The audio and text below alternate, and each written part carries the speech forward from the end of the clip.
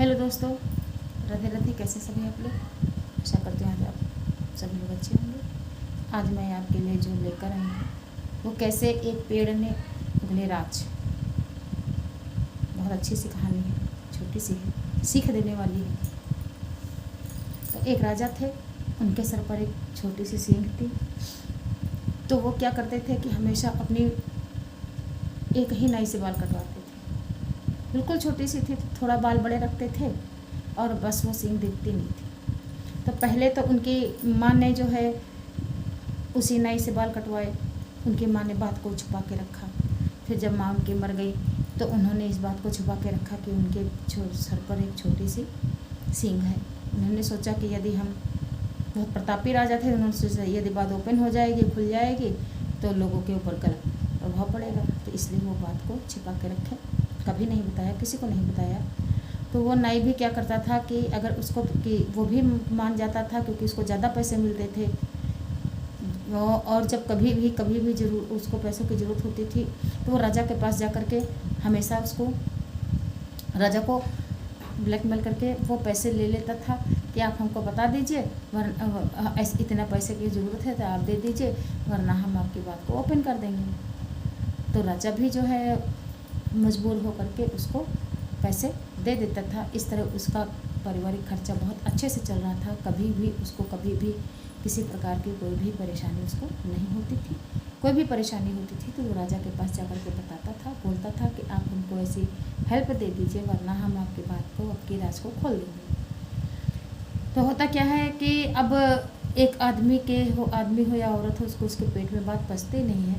तो एक दिन वो गार्डन में सफाई कर रहा होता है, मतलब गार्डन में गया और उसने एक जो है पेड़ से ये बात कह दी। पेड़ से बात कह दी कि जो है राजा के सर पर सींग है। अब तब जाके उसको कुछ अच्छा लगा कि हाँ चलो मैंने किसी से बोल दिया। उसने सोचा कि अगर हम पेड़ से बोलेंगे तो पेड़ तो किसी से बात नहीं करता है। तो उन्होंने जो है पेड़ से बोल दिया कि राजा के सर पर एक छोटी सी सींग है। ठीक है, तो फिर क्या कहता है कि ठीक है, वो आ जाता है। और फिर धीरे धीरे बात ऐसे ही पड़ी रहती है और सालों गुजर जाते हैं। एक समय ऐसा आता है कि वो नाई बुढ़ा होकर के उसको हार्ट अटैक आता है और वो अचानक से मर जाता है।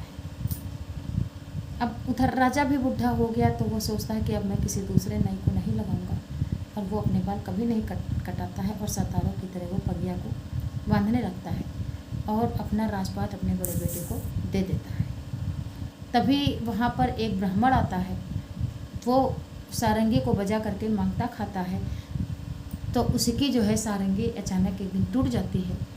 तो इत्तेफाक से वो राजा के महल में जाता है तो अपने पहरेदारों से कहता है, हाथ जोड़कर विनती करता है कि मेरी सारंगी टूट गई है, मेरा कमाने खाने का यही जरिया था, यही एक रास्ता था। तो ना हो तो आप हमको एक पेड़ की छोटी सी डाल दे दीजिए, लकड़ी दे दीजिए, जिससे हम सारंगी बनवा सके और अपना पेट का पालन कर सके। पहरेदारों को भी दया आ जाती है तो वो क्या करते हैं, जा कर के महज इत्तेफाक होता है कि जिस नाई ने जिस पेड़ से बोला था कि राजा के सिर पर सींग है, वो उसी पेड़ की डाल को काट के उसको दे देते हैं। अब वो ब्राह्मण चला जाता है पेड़ की डाल लेकर के, और वो क्या करता है कि जो है सारंगी बनाता है। रात में बड़ी मेहनत करके सारंगी बनाता है। बनाने के बाद जब वो बजाता है तो उस सारंगी से यही आवाज़ आती है कि राजा के सर पर सींग है, सुनो रे भैया राजा के सर पर सींग है, यही धुन निकलती थी।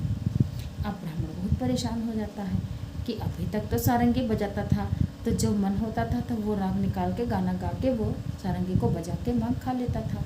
अब सोचा कि ये आवाज़ निकल रही है, मैं कैसे मांगूंगा खाऊंगा। वो भिक्षा से ही पेट भरता था। तो लेकिन वो दूसरे दिन हिम्मत करके प्रजा में मांगने गया तो प्रजा वाले के पास तो इतनी पहुंच नहीं थी कि राजा के पास जाएं, उनसे पूछें। तो और फिर प्रजा वाले ये भी कंफ्यूज थे कि हो सकता है ये ब्राह्मण बाहर से आया है तो किसी और राजा की बात हो रही हो। तो उसने कहा ठीक है। तो वो क्या करते थे कि राजा के सर पर सींग है, राजा के सर पर सींग है, लमसम धीरे धीरे प्रजा वाले सब लोग जान गए कि राजा के सर पर सींग है, लेकिन ये नहीं जान पाए कि किस राजा के सर पर सींग है, लेकिन वो आइडिया लगा लिए, क्योंकि उसने सारंगी जब वो लोग पूछते थे तो वो बताता था कि हाँ मैं इसे राजा के गार्डन से यह जो है सारंगी बनाया हूँ, यहीं से आवाज़ निकल रही है। लोग समझ जाते थे कि हाँ अपने ही राजा की बात हो रही, लेकिन उनके इतनी हिम्मत नहीं थी कि वो राजा के पास जाकर के इस सवाल को पूछ सके। तो अब होता क्या है कि धीरे धीरे वो एक मंत्री के घर में भी जाता है, तो मंत्री भी वही आवाज़ निकलती है, वही भिक्षा लेकर के जब आता है तो वो सारंगी में वही आवाज़ निकलती है कि राजा के सर पर सिंह है, राजा के सर पर सिंह है।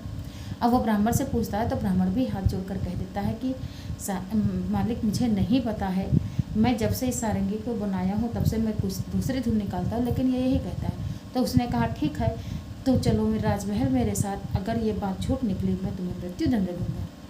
अब तो ब्राह्मण और बहुत परेशान हो जाता है कि मुझे कुछ पता भी नहीं है, लेकिन मजबूरन वो उसके साथ जाता है। जाने के बाद राजा के पास जाते हैं, वही दरबान से बोलते हैं बता दो मिलने हैं, तो बोलते हैं आओ। तो राजा अपने शयन कक्ष में आराम कर रहे थे। अब तो बुढ़ा हो राजा की एज हो गई थी, तो वो ज़्यादातर आराम ही करते थे। तो उन्होंने कहा कि मंत्री जी ये ब्राह्मण है, भिक्षा मांगता है, तो इसकी सारंगी से ये आवाज़ आती है कि राजा के सर पर सिंह है, तो मैंने इसको ये बोल दिया है कि अगर ये बात झूठी निकलेगी तो मैं इसको मृत्युदंड दे दूँगा। आप राजा तो हक्के बक्के रह गया कि इसको मृत्युदंड। अब राजा तो था न्यायप्रिय राजा कि बगैर किसी कसूर के किसी को मार नहीं सकते हैं। तो उसने कहा, उस ब्राह्मण की जान बचाने के लिए उसने लास्ट टाइम पे उसने बोला कि हाँ ये बात सत्य है, और उसने उस ब्राह्मण को और उसी मंत्री को दिखाया और बोला कि ये बात किसी से मत बताना कि मेरे सर पर सिंह है, लेकिन ये बात सत्य है कि हमारे सर पर एक छोटी सी सिंह है। तब वो राजा, लेकिन वो ब्राह्मण जो है उसको ज़्यादा सोने की अशर्फिया दे करके तो उसको विदा कर देता है और उसको वहीं पे एक घर बनवा देता है। वो आराम से अपना जीवन व्यतीत करने लगता है और वो किसी को नहीं बताता है, लेकिन प्रजा में सब तरफ यही चर्चा होती थी कि राजा के सर पर सिंह है। तो दोस्तों इस कहानी से हमें यही शिक्षा मिलती है कि हम चाहे जितनी छोटी से छोटी बात हो, अगर वो एक बार अच्छी बात होती तो वो नहीं फैलती, लेकिन गलत बात हमेशा फैल जाती है। इसलिए हमको अपना जीवन अच्छे से बिताना चाहिए, कभी भी गलत राह पे नहीं चलना चाहिए। इतने बड़े राजा जब उसकी बात नहीं छुपी तो हम लोग तो बहुत छोटे लोग हैं।